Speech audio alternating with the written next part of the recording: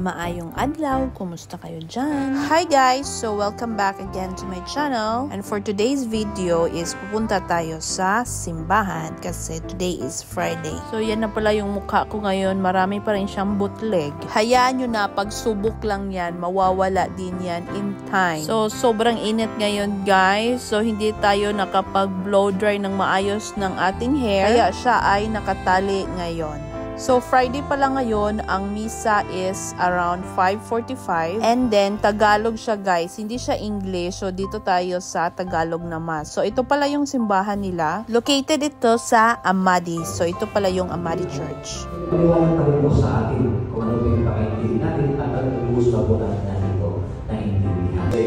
Is the solidity of the assumption of the... So, medyo maraming tao ngayon guys. Kasi nga, Tagalog yung misa, so maraming mga Pilipino ang nagsimba. So isang oras tayo dito kasi usually naman talaga ang mass is nasa mga 1 hour. Pagkatapos ng misa, sinamahan ko lang si Butinay na pumunta sa IKEA kasi may bibilhin daw siya. So samahan natin siya guys kasi may bibilhin daw siyang cabinet, and then ako din gusto ko ring bumili ng kung ano-ano kahit walang pera, pero natatakot talaga ako guys, baka makasagi ako, wala akong pera ngayon, ako po alam nyo naman. So ito na pala guys yung Warehouse Mall. So na-vlog ko na ito sa previous kong mga vlogs. Tapos dito kasi guys, bago pa lang kasi itong mall. Pag bago, alam mo, pag bago pa, maraming tao, di ba? So diretso na tayo dito sa IKEA nila, and then maghanap-hanap tayo ng cabinet daw na panglalagyan daw ng mga kung aning-aning.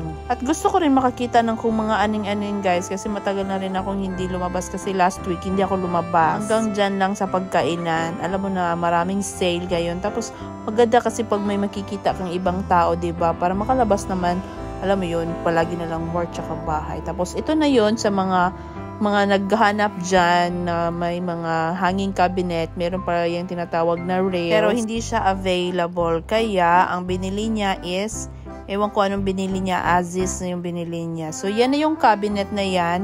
So, ako muna magtutulak ngayon. Tapos, bumili din siya ng mirror, and then, ano pa, tray, kung mga anek-anek lang na makikita natin sa bahay. So, yung croissant pala guys, na pinost ko sa shorts is, dito pala yun ang galing sa IKEA. Yun lang talaga ang na-afford ko guys. 300 fils. Dalawang binili ko. Waiting pa kasi ako guys. Alam mo na. Tapos pagkatapos doon, guys, meron sila dito. Nakamura kami guys. Kasi yung shrimp na biryani, 500 fils lang. Oh my God. Sobrang mura. Tapos yung chicken biryani na yan, 1KD lang yan guys. Mas mahal pa pag kumain kayo sa labas. Tapos kahit alas 9 na guys, ang daming tao sa IKEA.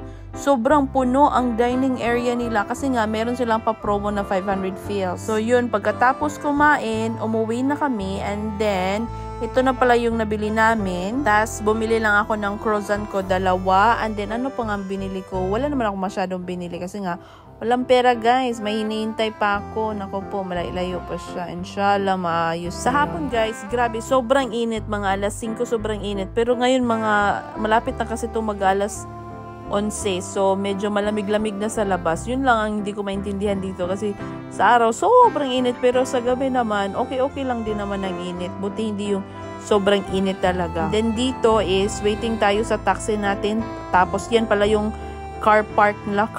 parking area nila guys. O diba, sobrang lawak no, grabe. Pero distansya kasi itong Warehouse Mall na to guys. So pag gusto mo lang bumisita sa IKEA, di ka na pupunta sa Avenues kasi medyo malayo ang Avenues. Dito na lang tayo sa Warehouse Mall kasi mas malapit lang naman siya dito sa atin. So nakabili kami ngayon sa IKEA ng one-step ladder. Hello guys! Welcome back again to my channel, and for today's video, waiting kami sa wheels namin kasi yung wheels namin, yung wheels on the bus go round and round, hindi pa dumating. Okay, ganito talaga pag busog. We're so happy kahit late in the evening, we're so happy, pero pag wala pang pagdalit nila, ganon lang yung thing. Dahil busog tayo ngayon, so okay lang kahit matagal pa yan siya. Okay? So mag-close na ang mall by 10 PM and it's already 10 PM in the evening. So So tomorrow is Saturday and we still have this day off. So our plan for tomorrow is to arrange all the things we bought for today. So we bought something like this. This is like a drawer where you can put all your stuff like your skincare, perfume and lotion and whatever. This is the one-step ladder because we need this at home. And bread and some clock I will put in my room. This is the clock, like this. This is 7:50 clock. Okay.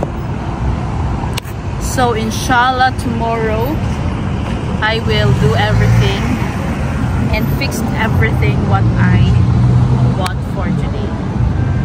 So that's it, guys. I hope I will see you next on my next vlog, and please don't forget to like and subscribe on my channel. Bye bye. So 15 minutes na tayo dito sa labas, guys. Hindi ko na alam kung ano pang gagawin ko. Na bored na ako, so nag-vlog na lang ako dyan kasi wala namang tao. Tagal kasi dumating ni Uncle. Oy, asa na ba yun si Uncle?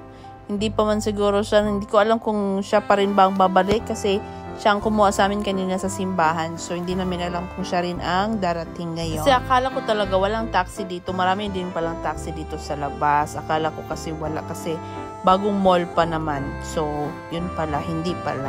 Mali pala ako, guys. So, that's it, guys. I hope na nag-enjoy kayo sa aking video. Please don't forget to like and subscribe at my channel. See you again in my next vlog. Bye-bye!